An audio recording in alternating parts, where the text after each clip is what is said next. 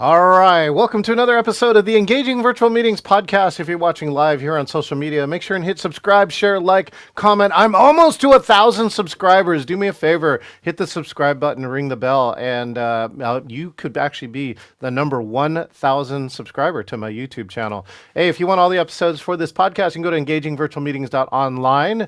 Listen to all the podcasts, and a brand new podcast gets released every single Wednesday. And if you want to learn how to be more engaging in the world, come to my real retreat. You can scan this QR code, take out your phone, turn on the camera, scan this QR code. You can get a free ticket, all right, or you can get one of our paid tickets and either be a Zoom guest or be a live in-person guest. Every in-person guest gets 5 minutes of 4K video of them on our stage during the evenings, which is an amazing piece. Now, speaking of amazing, I was just on this guy's podcast and now he's on mine. So we're podcast training and talk about interview experience. You got to listen to this. He's the author of Idea Climbing, how to create a support system for your next big idea. He's been interviewing people who made it big for over 25 years, clocking over 200 podcasts, and he took a full year of intensive improv to learn how to be even more in the moment. Please, let's welcome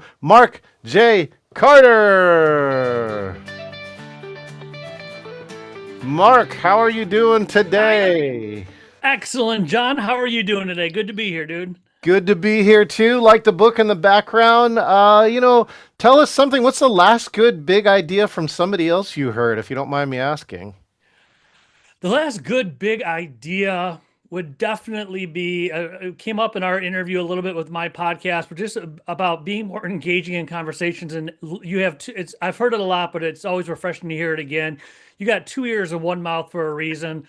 Listen. If you're listening, you're learning. If you're talking, you're bragging. So that tip has come up a few times in recent interviews, and I think it's always a great reminder to hear that. I just love that. If you're listening, you're learning, and I live by that. Oh, genius. Well, speaking about living by that, do me a favor. A few of my friends don't know who you are, Mark. So take this moment and introduce who you are and what you do in the world. In a nutshell, I believe that everybody has a voice and they have a message. And I do two things. I work with coaches, consultants, and speakers in the B2B space to find their voice and amplify their messaging through short form videos I call sizzle reels. I pull out the stories in an interview. Video producer works as magic. A suite of videos, less than an hour of their time. And then I'm very happy to say I'm finally getting back into live events. I've been doing virtual like most of us, where I interview people. Same thing. Help them find their voice. Help them find their message. Help them share their stories. And I'm bringing that back to the live stage, at least in downtown Chicago to start. And a big difference at my events, it's immersive. We involve the audience. There's masterminds. There's business relationship building exercises, all based on the person or people on stage. And I'm all about just being a facilitator to help them share their message, share their genius with the room and beyond the room if it gets videotaped. Now, we got a lot of speakers here too who are following this channel too. So let's start with sizzle reels, Mark. So are there any trends or changes that you see in speaker sizzle reels? And again, those who don't know what a sizzle reel is, if number one, if you're going to hire a speaker, you want to see them on video usually first. And the second one is a sizzle reel is usually 3 to 5 minutes and shows what they speak about and what they're like on stage. So I'm just curious if you see, are there any trend changes or anything that you think are must-haves in your scissor reel? The big difference with what I do is I do an interview. We can overlay B-roll for a speaker reel, but instead of doing a 3 to 5 minute, the traditional way, it's an interview with them. And the big difference is one of the 90-second to 2-minute videos, it's the origin story. It's letting people get to know why they do what they do. What do they do? Why do they do it? Why do they love it? So you get to know the person beyond the business traditional sizzle reel. That's one of the biggest differences with the sizzle reel packages that we do. So I'm going to ask the why question, right? Why would you do that, or what's the effect that you've seen by helping somebody really get to know who the person is they want to hire?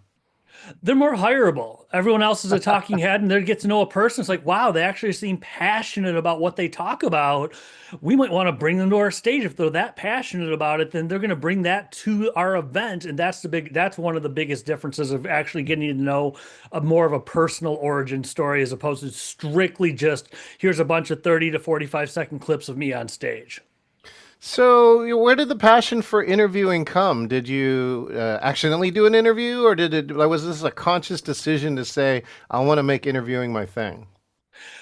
Interviewing wasn't planned on being my thing. I mean, dating myself, senior year in undergraduate business school in 1999, I realized if I ever want to be successful, I'm probably going to, not probably, but I'm going to hang out with and learn from successful people. I Yeah. honestly don't know if I had ever even heard of the term mentoring, but went on a bender that is now a public bender today. And I found my first notebook with my first two informational interviews from 1999. It was a Grammy Award winning jazz musician and the Oh. head coach of University of Michigan's basketball team at the time.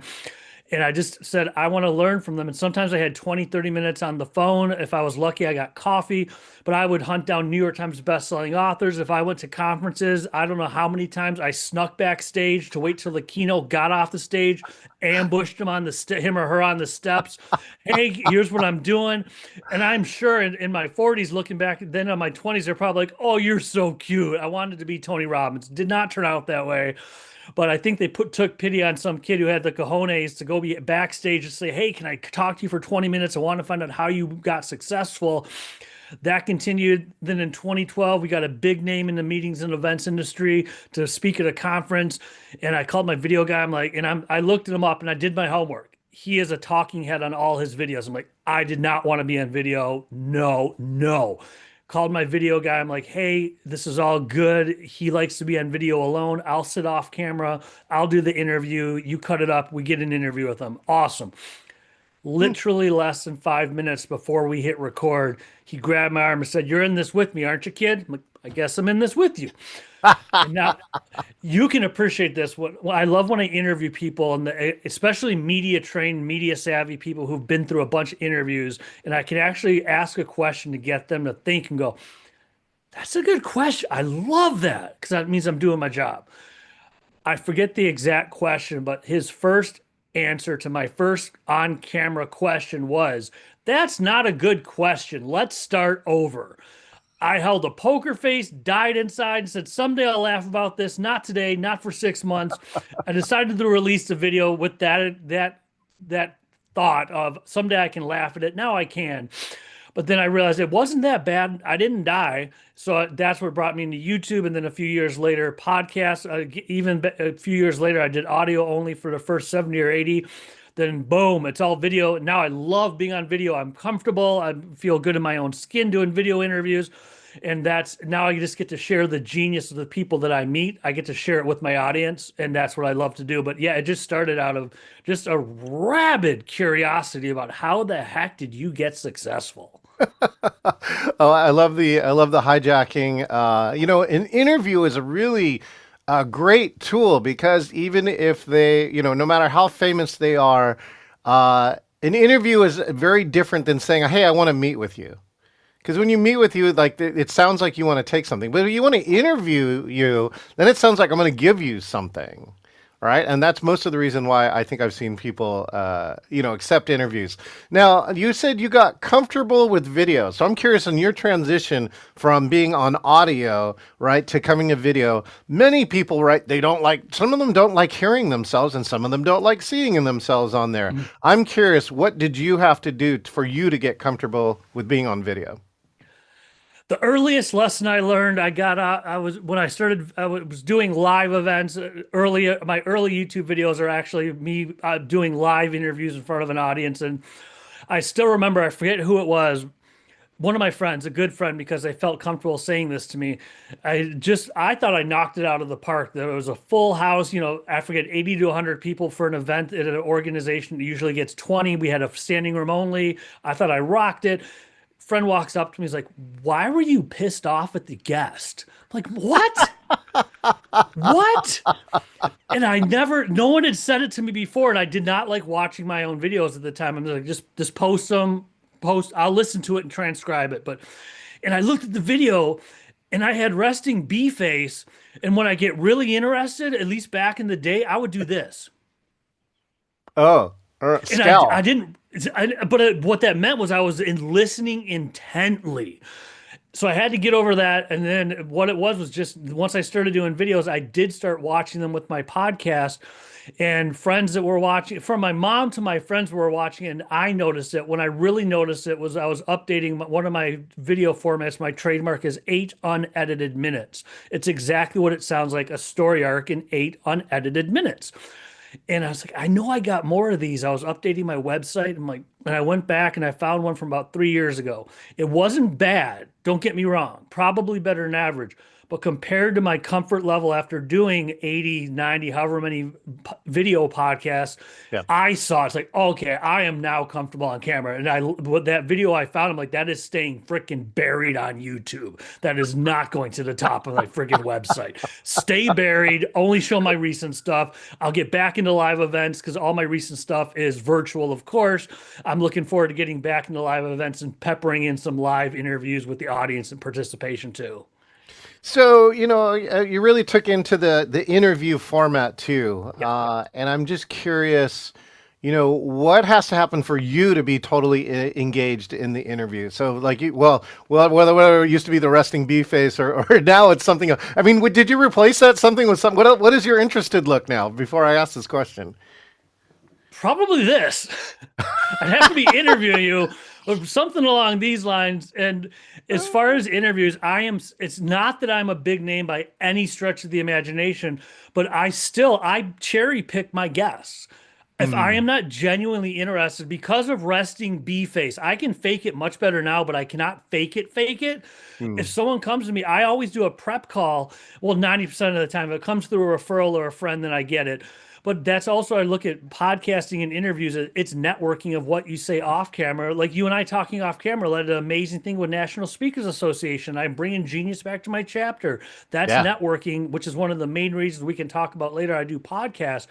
But as far as getting comfortable on camera, I pick guests that I am genuinely interested in and that I could speak to. I just had one, I did a prep call. Someone found me online and he's all about search engine optimization and Google ads and leads. And I'm sure and from it, he's like number 83 for 3 years on the Inc. 5000 resume. Like, whoa.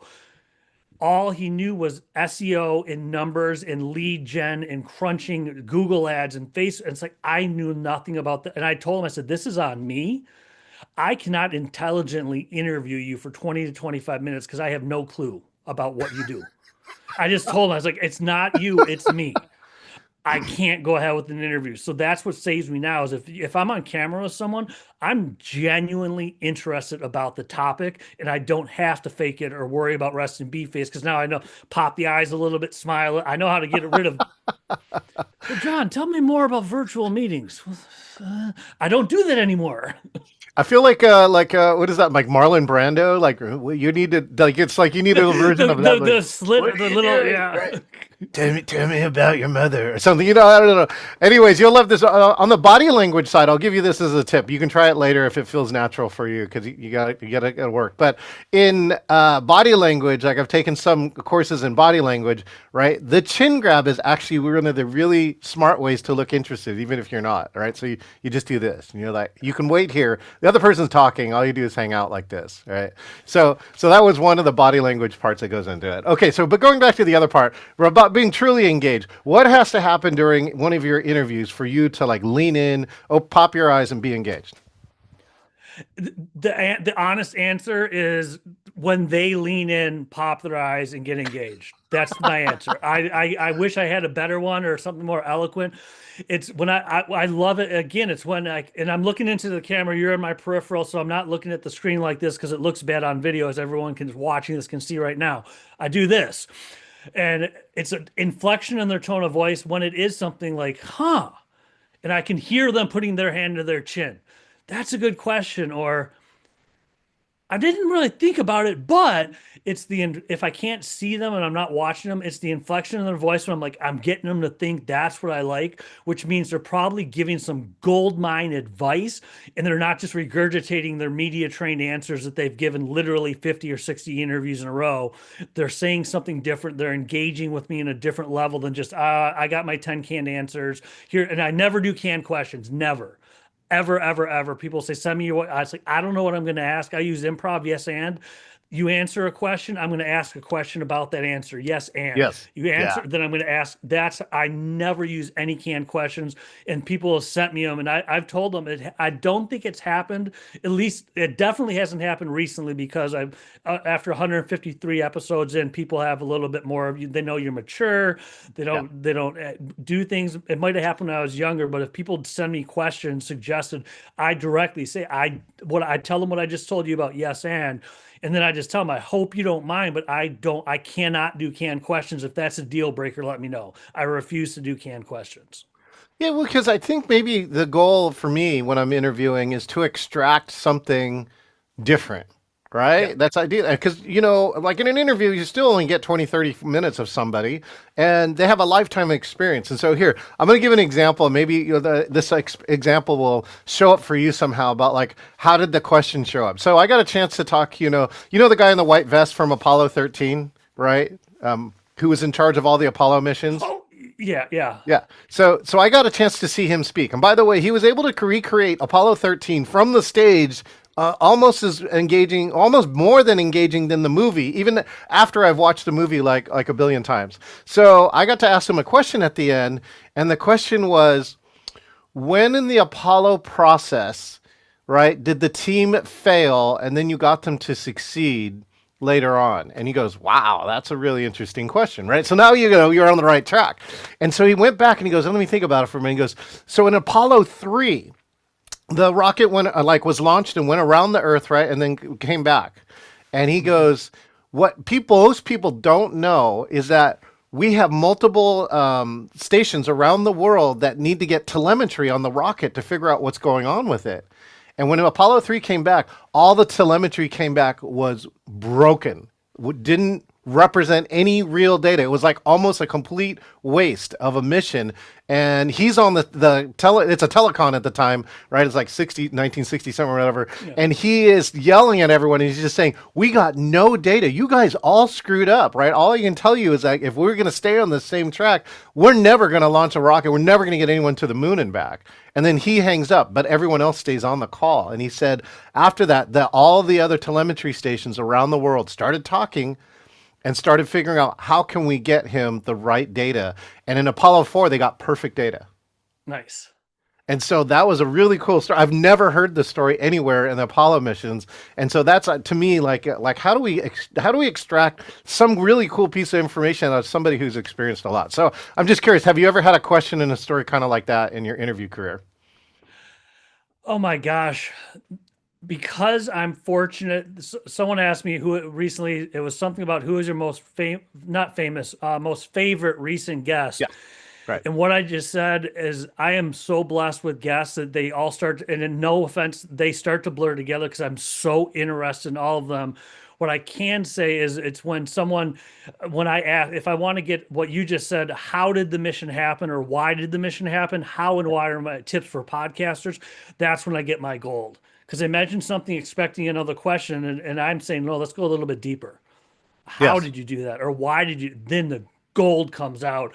And that's something that I've just accepted when people ask what's your, it's like in the best ways freaking possible. They blur together. As far as I don't remember the exact story, but I recently interviewed somebody, and I got an introduction. You look at social media first, and this guy's Facebook page, LinkedIn page was like an old crop. It looked like a high school photo.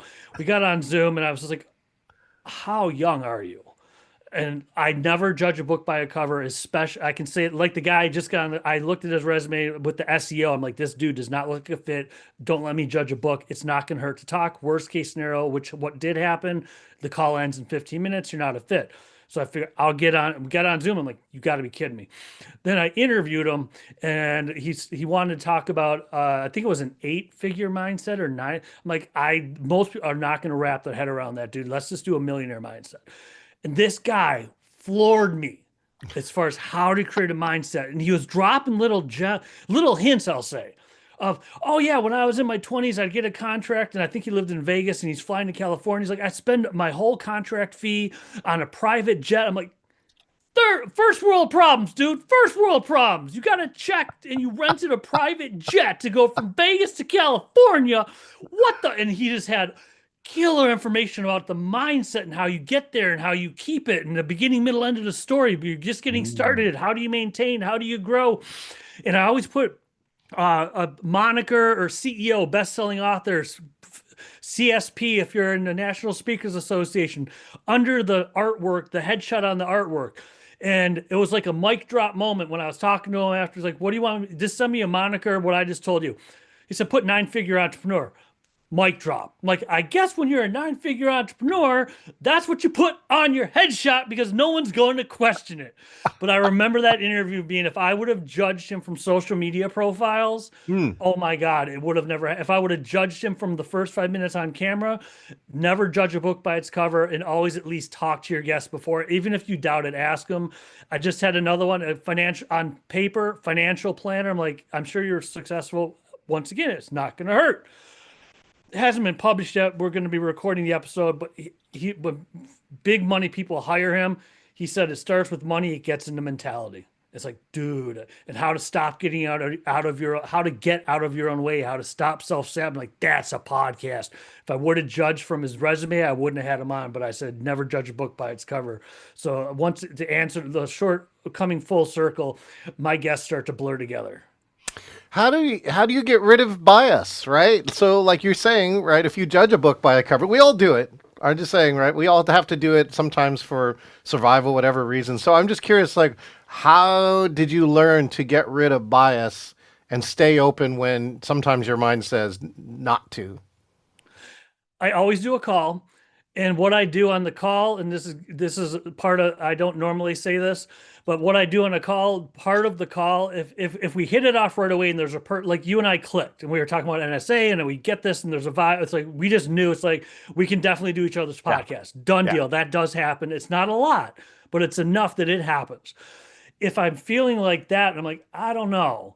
And the guy, I'll use the SEO guy. He's talking all this number stuff that's way over my head, and I'm like, I'll give it a shot. So what I do is without telling him I'm doing it, I do a pre-interview.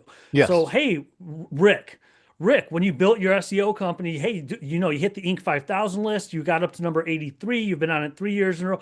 You mentioned word of mouth marketing. How did word of mouth marketing help you build your company? That's something I could work with.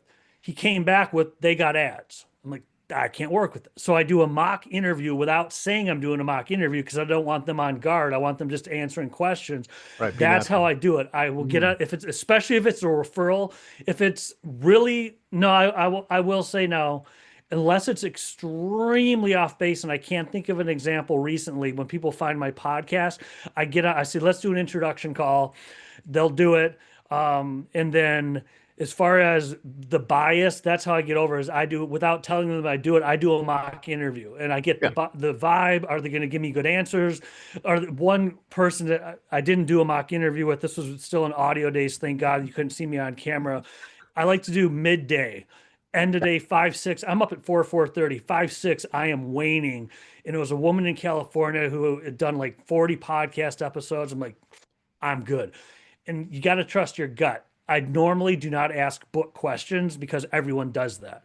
Hmm. I'm like, I'm going to read her book. So I put some notes down because you couldn't, like, now you see me looking down. When I did audio only, you don't know I'm doing this. Right. She started with, and this is what I look for now too in the mock interview. She starts with, oh, she didn't know that branding and come up with names is something you can do. And when I was in college, I'm like, story. I love stories, love them. When I was in college, I didn't know that was even something you could do. Instead, I working at this agency, and my boss came over and he said, "You could work on this account, and we want you to name this certain type of product." And I love it, and I realized this could be an entire career. 20 years later, here I am.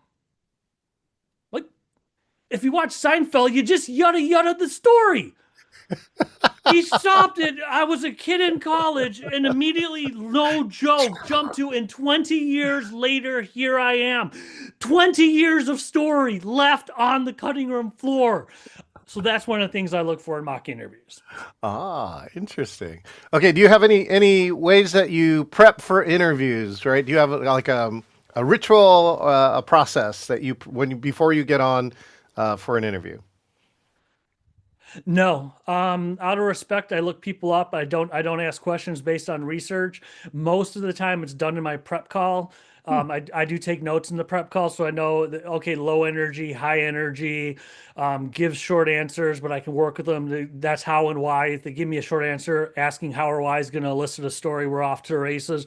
But I'm really big, and I've been doing it for so long. I'd say I hit my stride maybe the last 50 episodes. I'd have to look. I used to say, okay, John, we're going to talk about virtual events. I'd love to jump right in. And that was my thing.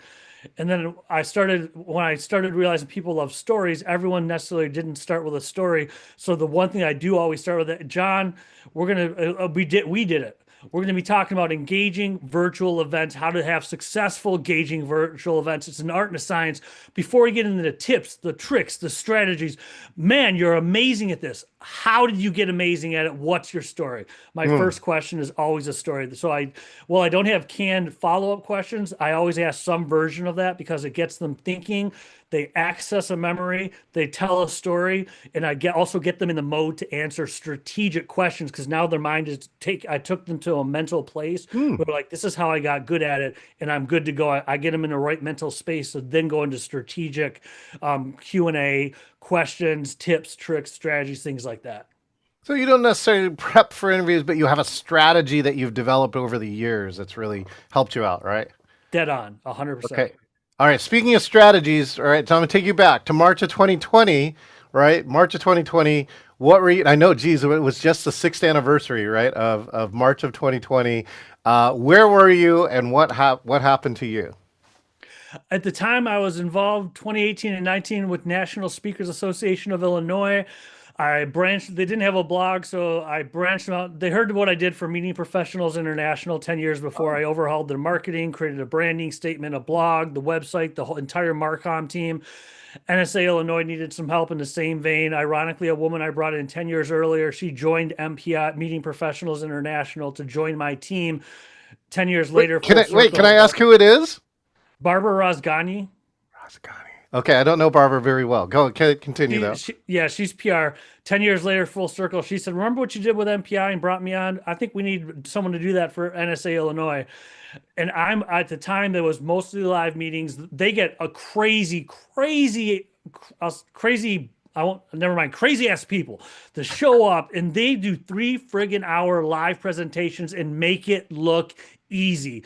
And at the time, pre-pandemic, I would do out of necessity, I would do virtual masterminds out Yeah. of necessity. But Hmm. I preferred to press the flesh. So when the 2020 hit and everything went kablooey and it was like everyone in the meetings and events industry and speaking industry, so MPI and NSA, the old airplane, if something happens, you got to put on your oxygen mask first before you help your friends. Yeah. Everyone in both industries, we were all putting on our own masks first. Yeah. We're trying to figure it out. And I joined virtual groups. I joined virtual groups, and it just turned out a lot of them weren't where people knew me. And I was pivoting with what I do, which what I do now, what I explained to me, and the sizzle reels, Hmm. leaning into the interview events, the improv, all that stuff. And I look at it, the silver lining was I had a runway, so it wasn't, hand to mouth. There's a runway.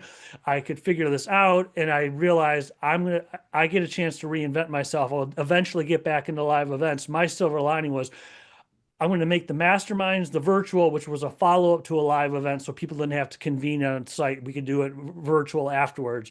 Hmm. It was always part of a bigger package, though, or I would do it for free for my referral partners. I made that a standalone offer. Sizzle reels, because of the pandemic, this became acceptable. Pre-pandemic, it was a $15,000 or $20,000 endeavor. You got to get Yeah. the lighting, the site, the Age. change of clothes, the Yep. videographer. Yeah. Once people got used to this, and we recorded, we won't get into it, but a 4K studio. It's not Zoom. It's awesome. That became, oh, we can do that. So I rebuilt. And instead of going to the people who already knew me, who were putting on their oxygen mask, it was accidental at first and fully intentional secondary. I went where people didn't know me. And it's like, wait a second, they don't know that I'm the live meetings and events conference guy. And I built a brand. They know me for sizzle reels, Yes. virtual mastermind groups, and Yep. virtual events. Yeah. It took me a year or two to figure that out, but I embrace it. And it was the coolest thing that now that I'm getting back into live events, obviously now I'm on the board of directors for National Speakers Association of Illinois, Nice. reconnecting with meeting professionals, international peeps. But it gave me a chance to reinvent myself in a safe place and not have to be like, no, no, no, I'm not the live event conference guy anymore. Right now I'm this. They only knew what I told them when I came into the virtual events. It was an awesome, I wouldn't have forced it on myself or chosen it, but because it happened, it was an awesome experience. That's where COVID, right, became this opportunity to do a reset. Total reset, reinvention, reset, recharge, whatever you want to call the re. It would have been harder and without it because they would have still known you for your past thing or looked up your past thing. But COVID gave the opportunity for a lot of people to reflect and sometimes choose. You know, hopefully you feel like you took control of your destiny and said, I want to do this. And now is the time, everything seemed to have changed where it's possible now, right? Exactly. Yeah. Exactly. Okay, cool. Let's see. Now, what do you think is the future of interviews and podcasts? I'll be curious, you know, like 10 years from now, what would you like to see? What's a wish you may have, or what do you see down the line for podcasting and interviewing? I would love to see, and I'll use a good example. I would like to see more the out famous is extreme, so because that's the top one, literally 1 or 2%. But I'll say good. You know, they have a following. They're not necessarily famous.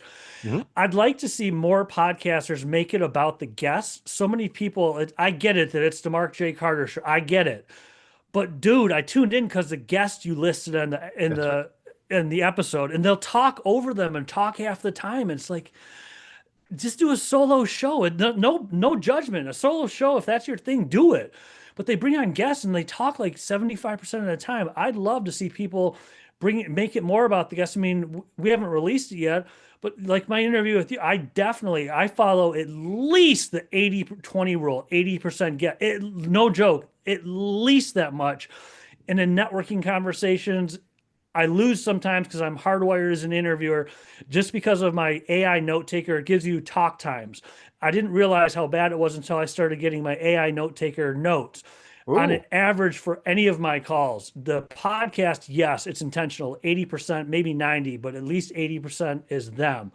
yeah. In regular networking calls, I generally average about a 20% talk time too. And I wish in podcasting and networking as a whole, people would be more people who are genuinely interested in guests and the other person would get involved with doing it. I Okay, think there's are you a Saturday Night Live fan? yes. Yeah. So have you ever seen What's Up with That, the whole Yeah. series? Right? Like Lindsey Buckingham is the guest star, and he never gets to talk on this interview because he gets talked over by the host. Right? It's kind of like that. Uh, anyways, all right. Well, thank you so much for sharing. You know that what happened back then, and sharing around the reinvention. As well as what could be happening in the future. And again, this is where AI can actually be really helpful, right? Like getting statistics on this. I actually used Udly. Have you checked out this tool, Udly? No, no. Yoodli comes from here from Redmond, Washington, and it got me to get rid of as my number one filler word because I got huge stats. Like I have, you can get real time stats on a virtual meeting. You can actually see a meter, if you have a monitor above it, and saying that I got like that's the number one thing. And it took me 3 months to get rid of it. And so again, I think this is a place where technology can help you, right? Help Mhm. you. And again, the other part too is correct, which is if you're a great interviewer, right? Stop talking. Focus on the question, not the answer, and not on pontificating. So, speaking of which, we're here to one of my favorite parts of the interview, right? This is called the speed part of the interview. So, while we've been interviewing, I've been writing questions down, right? And I'm going to ask them to you. You're going to try and answer them as fast as possible, and I'll play some ridiculous noise. Are you ready, Mark? Let's do it, John. Okay, let's do it. Here we go. Best interview question. Why do you do something? Why do you do your business? Why do you just why? Why? Okay, cool. Worst interview question.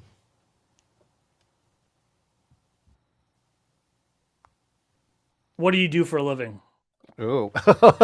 Oh, classic hardcore networking. And of course, in NSA, the other one is what do you speak on? Is like the default. Oh, that hurt. Just saying that it hurt me a little bit in my gut. Oh, God, don't. What do you speak on? Come on. I know. Come on. Okay. Craziest interview acquisition. Like, how did you get the interview? The craziest, it turned out good. I'll use my first one with the name. I booked not the guy who bought it, but the founder of TED, the guy who literally Oh, invented TED. And nice. I booked him for a lunch and keynote speak. And I was in MPI at the time. This was 2012. And that was the one where I'm just like, oh, we got the freaking founder of TED. Put a damn camera in a room. The worst he's going to do is say no. And he's the one that pulled me and said, "You're in this with me." And that's what led to me getting on camera. Oh. Oh, No okay. plans of getting on camera. And it's like, I can't say no to this guy. And people would cut off their arm to interview him. He's giving me free reign for however many minutes. I'm doing it. TED is coming to Vancouver, I think, BC, and like I just saw the tickets are like in the $12,500 to $20,000 range per Yeah. ticket. Yeah. Wow. Okay. Your best and or no, any best unedited 8 minutes. I will honestly say, because they're my most recent ones, the ones I've been doing for National Speakers Association of Illinois, Oh, because the ones I've had at least, they're comfortable on camera, but they're I'm a how-to guy. If I do an interview, the guarantee is you're going to get like 3 or 4 freaking action items yeah. and everything. Nugget. How to give a good speech, how to build a coaching business around your speaking. They're so used to giving away how-tos that 8 unedited minutes, I can get literally like 800 to 1,000 words out of 8 freaking minute interviews because they're giving away so much good information. Okay, I'm gonna have to go look those up. Those I'm assuming are on what Illinois YouTube. MarkJCarter.com and Okay, great. MarkJCarter.com and NSA-il.org. Again, in the show notes, right? I put a link to his YouTube channel. Most influential book. How to win friends and influence people, because it got me into it. I didn't want to do it, read books like that. My girlfriend at the time got me a book. I'm like, damn it, now I have to read it. And I was hooked. Influential over the last 20 years, Think and Grow Rich by Napoleon Hill. Yeah, classic. There you go. Napoleon Hill, also credited with Masterminds, right? That's probably where you read about Masterminds. Okay. A story that makes a difference. I think stories that make a difference is when an entrepreneur will build insert impressive number or impressive statistic for a business, and they can actually say and directly correlate it to, and I did it by giving X percentage back to a community. I did it by donating my time. My business grew through cause marketing. I think that's an impactful story when someone who you just look at the resume, you're like, oh my God, you started an X million-dollar business. Like, yeah, but from day one, we gave back, and this is how giving back helped build my business. I love those stories because it inspires other people at all levels to go out and make a difference in their community. Genius. Side note, have you read the book Charity Water? I ran Chicago's first festival. I have not read the book, but that's how I know Charity Water is. Back when people were like, I want to meet people behind the avatar, and Twitter was a whole different animal. I was the one who owned and ran Chicago's first festival for Charity Water. That guy, yeah, you got to read the book. Used to be a New York nightclub promoter, and now he's helping build wells in third world countries. It's pretty inspiring stuff. You got to check it out. Okay. Speaking of inspirational, inspirational quote or belief. Belief. I believe everyone has genius to share. Everyone has a story to tell. Sometimes you have to help them get to it, but I believe everyone has some kind of genius to share with the world. Genius. Speaking of genius, that's right. Oh, speaking of genius. All right. Best move in Mortal Kombat. I'm thinking of Street Fighter. I'm thinking of Ooga. That was Street Fighter.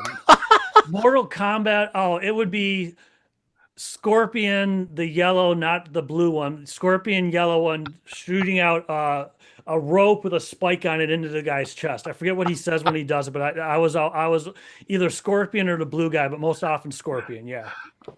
Oh, genius. Do you know how I picked that question for you? I do not know. Turn over your left shoulder. Turn. That's your right shoulder. That's your left shoulder. Turn all the way. Look at your bookshelf.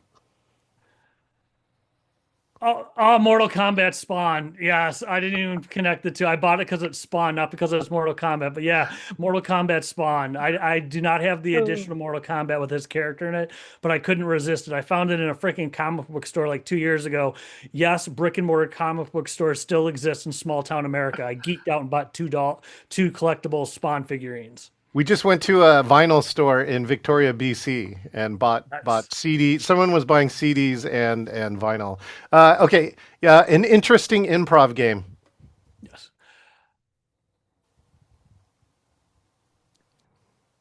It's either one word. You could do either one word or one sentence storytelling. Where I'll use a sentence. You say a sentence and you point at someone across. They have to say a sentence based on your, and you go around and you create a group story. One sentence. It can be extreme case of rapid fire, one word at a time. But for people who aren't used to improv, that's a safer one to play is one sentence at a time. Story building. You have an entire team build an entire story one sentence at a time. It's so funny. I do three-headed keynotes. So I get three people out of the audience and they have to do a keynote, and it's either one word at a time or one sentence at a time, depending on who's in the audience. It's very funny. Okay, cool. And the last one, what's your wish for 2026? To have my live event part of my business thrive. I miss the audience. I miss the interactions. It's definitely to have the live event part of my business thrive. Downtown Chicago is where I live. Secondary market I friggin' love to go to. I try and stay an extra day is New York City, Manhattan. Well, I hope that you find a way to come to my retreat here, it's in Bothell or Seattle, Washington, in October, and get inspired for your live event. Because I do, you're right. Live events are back, and they do something that virtual doesn't do. I'll admit that. But I run mine hybrid, so we actually have other people around there, and that goes along with my belief, Mark. Right? Virtual's the gateway drug to in person. So again, if you want people to come to your in person event, offer it in virtual. Let them try it out, and one day they may get inspired to. It is a commitment now to travel anywhere. As you can see, and so they want to be bought into that commitment in different ways before they get there. Mark, thank you so much. Right, if you could sum up this this podcast interview in one sentence, well, how would you summarize today's podcast? Two-way street, awesome energy both directions. I would say both. I feel and I feed off my interviewers, which is why it can be taxing if I get the person who talks in a monotone voice and they talk like this the whole. It kills me because then I want to talk in a monotone voice and I have to raise my energy. Damn it! Oh my God, I didn't have to fake it with you. Two-way street, good energy both ways. That sums it up. Outstanding. All right. Well, thank you, Mark Carter. And of course, check out the two links so you can actually see these in unedited 8-minute podcasts. And hopefully you'll be inspired if you are a podcaster, interview in some way, shape, or form, that you'll take a little piece of Mark with you. Mark, thank you so much for being here today on the Engaging Virtual Meetings podcast. Thank you for having me, John. It's been an awesome time. Thank you, Mark. All right. We've been hanging around with Mark J. Carter. And he's just saying, ask the why question, right? Ask the why question. Ask for somebody's origin story. And most of all, don't ever ask people, what do you do? Or for God's sakes, what do you speak on? Be better. Be better than that by being curious, right? So being curious and in the moment. Speaking of being curious in the moment, if you are watching here live on social media, make sure and subscribe, share, like, and comment. If you want all the episodes, go to engagingvirtualmeetings.online. Get all the episodes, a new episode releasing every Wednesday. And most of all, I invited Mark here. I'm inviting all of you. I'd love to meet you in person and really show you what engaging could be like, whether you're in-person, hybrid, or virtual. Take your phone out. You can get a free ticket, scan out for the QR code, or you can come here on October 20 through 22nd here in Seattle, Washington. And most of all, if you want to be like Mark J. Carter, you can too. So you just go to engagingvirtualmeetings.com/meet, select interview, and you, like Mark, could be the next guest here on the Engaging Virtual Meetings podcast. We will see you next time.